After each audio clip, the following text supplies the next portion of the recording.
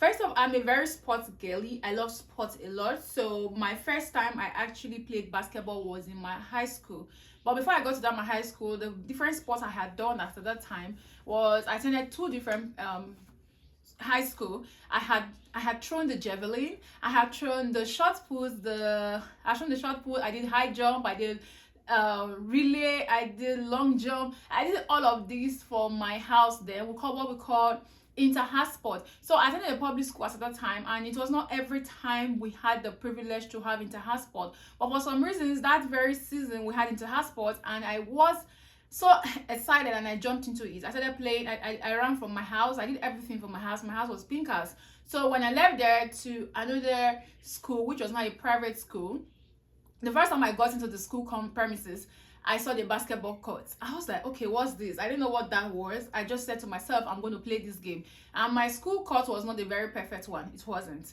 But I played. I played the game. I was very excited to play. I was very excited to play for my school. After that time, we were the highest of game we played was Milo. Do you guys know Milo? Well, it's a drink in Nigeria, Africa, and they sponsor a lot of sports. So they sponsor basketball, and my school was my proprietor was a sports person. He invested so much in sports in general, but more on football. So well, he had girls who could play basketball and even guys, so he was interested in sponsoring us too. So I remember then we go to the court to play. So during the Milo games, so you're supposed to bring a school is supposed to represent the zone in another state. So when we go to play these games, we'll get there and we arrive, and we next thing we'll see, we arrive with our school bus, the private school. So we arrive looking good with our school bus.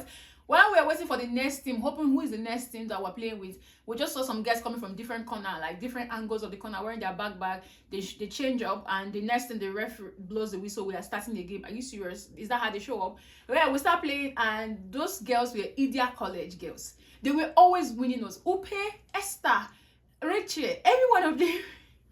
They were always winning us. Even after the game, they just dressed up and they go. We enter our school bus with like I would say 2 seasons straight. I was like, you guys are not going to graduate. They were the same people. They were always leading us. So there was this time they didn't show up. So we won another school, and we're able to travel to the state Asaba to go play the Zona. That is Milo, yeah. So we got to Asaba for some good reasons. The female team in my school and the male team in my school won. So we traveled to Asaba to play the game, and we were so excited. You know, it's a full house, so we're very excited. We played the game. I remember our first game we won, second game we won. So we're playing the finals. That was when everything became clear. So we're playing the finals, first quarter, second, third quarter, we're winning. But when it got to fourth quarter, for some reasons, we started losing. To the point where we needed to play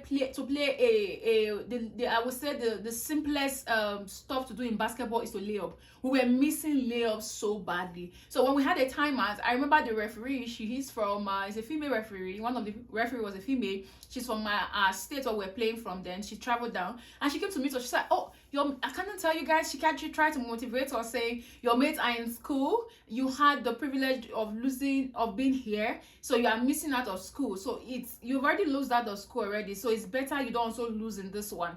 Just try and win this game. So we got him motivated, but guess what? We lost the game. We lost the game. It was a very painful game. But I don't know why we lost the game. We're just losing layups. We're not making our rebounds. We're just losing. But we lost the game, and our mate team won. We're happy. I still have those pictures. We're more than 20 of us. Our mate team won. We're super excited. And one thing I love about the Milo games was the Milo games were very interesting. The part where we have a quick timeout and they give us a very cold drink. That drink is so cold, like it cools the heart.